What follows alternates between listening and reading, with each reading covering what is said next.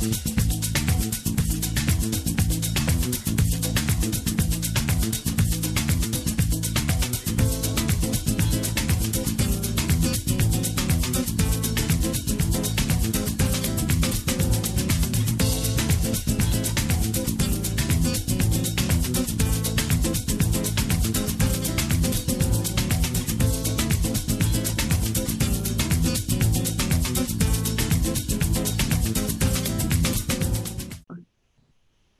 Today on the show, we have Kisha James. Did I pronounce that correctly? Yes.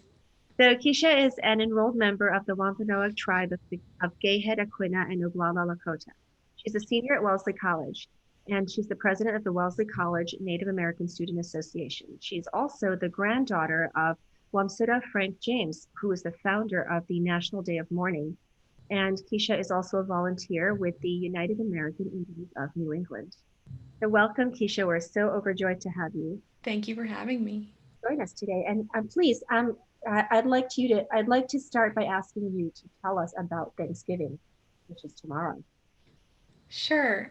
So I always like to preface whatever I say by saying that I don't hate Thanksgiving as a concept. I have nothing I see nothing wrong with people getting together with friends and family and sharing a harvest meal. And, I think that's lovely. I think that's beautiful. That's not the part of Thanksgiving I object to. What I object to is the pilgrim mythology that's been put upon the holiday of Thanksgiving, starting with FDR when he first declared Thanksgiving a federal holiday. That's sort of when we start to see the pilgrim mythology really take hold in this country. But to back up so that everyone's on the same page, the Thanksgiving myth essentially says that the pilgrims seeking religious freedom came to the New World, where they were welcomed with open arms by the Indians. They shared a harvest meal together, and then the Indians faded off into the background. The end. And of course, we know that that's not true. That's not how that happened. Pretty much the entirety of the Thanksgiving myth is lies, starting with the fact that the pilgrims weren't actually called the pilgrims. And we know that from their own writings. They usually called themselves separatists or saints, sometimes farmers, but never pilgrims. The first instances of them being called pilgrims are in 1800 or 1820, where they start to be referred to as the Pilgrim Forefathers. But prior to that, absolutely, like they were not called pilgrims. And part of the reason I say that is because the other big part of the myth that's wrong is that the pilgrims were not seeking religious freedom. They already had that back in Holland. Essentially, what happened is the pilgrims objected to the Church of England. So they left England, went to Holland. In Holland, they had complete religious freedom. But the reason why they decided to come over here was because they didn't like the Dutch. They felt the Dutch society was too loose. But they absolutely had religious freedom in Holland. And I think the reason why that's sort of taken hold is because it makes them seem more heroic, more saintly. It's a better story. You feel bad for the pilgrims. You want them to get religious freedom. Religious freedom is one of the foundational building blocks of America. And so it's just a very good story. But of course, they already had religious freedom. And then popular myth says that the first Thanksgiving took place in 1621 and was a very friendly harvest meal between the local indigenous population and the pilgrims. We know that's not true. There was a harvest meal that took place in 1621. It was not called a Thanksgiving. It was a diplomatic visit by Massasoit, the sachem of the Wampanoag, and some of his men who heard shots coming from the pilgrims, and they just kind of wanted to see what was up, and so they showed up, and it turned into this multi-day festivity. But it's nothing like what we portray today. And then the actual first Thanksgiving, as we know, it was declared in 1637 by Governor Bradford to celebrate the massacre of over 700 Pequot men, women, and children on the banks of the Mystic River in Connecticut. And so that's really the origin of Thanksgiving. It has very bloody origins. And so when people celebrate Thanksgiving and celebrate the Thanksgiving myth, what they're celebrating is essentially the genocide of Native Americans and the massacre of Native Americans.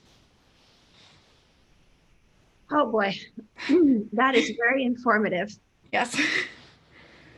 So tell us about the National Day of Mourning. Sure. So the National Day of Mourning was founded in 1970 by my grandfather. 1970 was the 350th anniversary of the arrival of the Mayflower and the Pilgrims, and of course now we're approaching the 400th anniversary this year. But the state decided to give a banquet to commemorate the arrival of the Pilgrims. They chose my grandfather because he was a Wampanoag elder and leader in the community. They expected him to give a speech praising the Pilgrims, essentially thanking the Pilgrims for bringing civilization to these shores.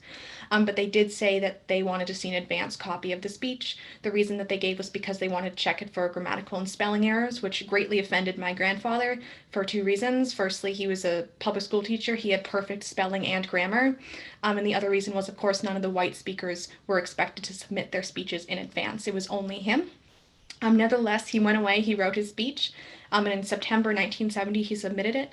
Within 3 days, it had been rejected by the state because it was considered too inflammatory, because, of course, he had spoken the truth about Thanksgiving and essentially said that the Wampanoag had nothing to be thankful for on Thanksgiving because it's essentially a celebration of Wampanoag genocide. And so the state said, you know, this is unacceptable, but we will write you a speech for you. And he said, no, I don't want words put in my mouth. He went away. He and a group of supporters began to come up with the idea for National Day of Mourning.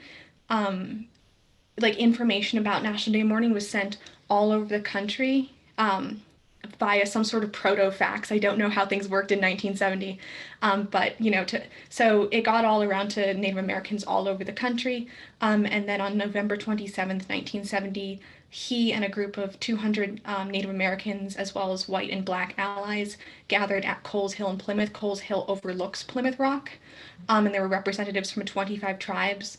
And they took the opportunity to speak about conditions in Indian country, the struggles they were facing. They also buried Plymouth Rock in sand, something which National Day of Mourning continued to do well into the 90s.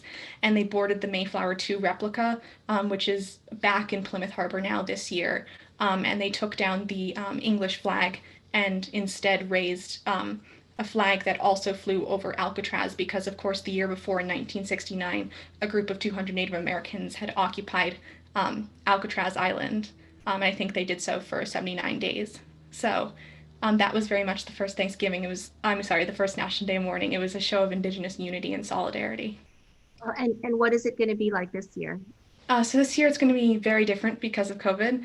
On a normal year, we would meet like at 12 noon on Coles Hill, and there would be anywhere between 700 and 2,000 people present. We would give speeches, we would have a march, and then we would have a social dinner together where essentially you eat Thanksgiving dinner with a couple thousand people, and it's a very lovely event and a very lovely way to end National Day of Mourning. Of course, because of COVID, we can't have that. So instead, we're going to have a few speeches. Some of us will still be on Coles Hill. I will be speaking for the first time, which I'm very excited about. So there will be a few speeches that will be live streamed, but the majority of the content is going to be pre-recorded and asynchronous. And we expect many thousands of people to watch that. There will still be a march, so some of us will still be marching down to Plymouth Rock to talk about the mythology around Plymouth Rock, because of course Plymouth Rock, the Pilgrims did not land on Plymouth Rock. Plymouth Rock is a random rock town officials in the town of Plymouth chose, dragged down to the waterfront, stamped 1620 on, and constructed a whole national mythology around. So we talk about that and how it's very much the quantification of the Thanksgiving myth. And then we march up to Post Office Square, which is where the head of Wampanoag leader Metacom was displayed for 20 years on a pike. And so we talk about him and King Philip's War and sort of the conflict between the Pilgrims, their descendants, as well as the settlers who followed them, and the local indigenous populations. So that will be this year. Oh, and are you up for giving us a little preview of your speech and what you're going to say? Sure. So I will be giving the first speech. The first speech is always the historical background speech. So I will be talking about the background of National Day of Mourning. I will also be talking about how many of the issues that my grandfather and the other Native Americans in 1970 spoke about are still issues for Native Americans today. We still don't have the respect we deserve, the recognition we deserve. There are still subpar or in some places deplorable living conditions on Native American reservations, things like that. So I will be talking about how very little progress has been made in many ways in terms of Native Americans' treatment in this country. And I will also be reading his 1970 speech that he never got to give at the banquet in Oh, 1970. wow, that's awesome. That's really great to hear that that speech finally gets a voice. Yes. That's awesome. And what has your process been like organizing this? It seems like a big event. Yeah, it's always a big undertaking. Organizing in a normal year starts months in advance because we have the food component and then we have the finding speakers component. This year it was even more difficult in some ways because it's a like pre-recorded asynchronous content. We could ask Indigenous people from anywhere, in the world to give speeches. And so we spent a very long time reaching out to people to try to put together the best program possible that covers the most amount of area possible. So it's quite an ordeal, but it's worth it because we've seen that since 1970, and National Day of Mourning was really the first protest to challenge the Thanksgiving mythology. We've seen that the national conversation more and more has been turning towards the truth, just like with Columbus Day and Indigenous Peoples Day. Well, it's like Shakespeare's Hamlet said, the truth will out. So hopefully that is exactly what will keep happening.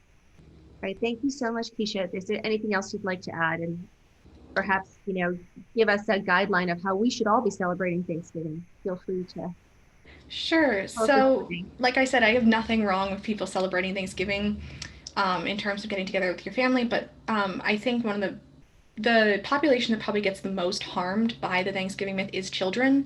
It does them a great disservice when they're taught in school the lies about the first Thanksgiving, the Pilgrim mythology. So I think if you have children, if you have younger siblings, take a moment to educate them, to interrogate what they've been taught in school. And then, before you sit down for your Thanksgiving meal, take a minute to educate yourself about the first Thanksgiving and what really happened. And, because the only way we can move forward and better ourselves as a nation is via education, and everyone needs to do their part. So I would say just educate yourself, educate your children. Well said. Thank you so much for sharing. Thank you. It's been such a delight speaking with you. And congratulations. And I hope it's a wonderful event, Thank you so although it is much. the day of mourning. Yes. Thank you.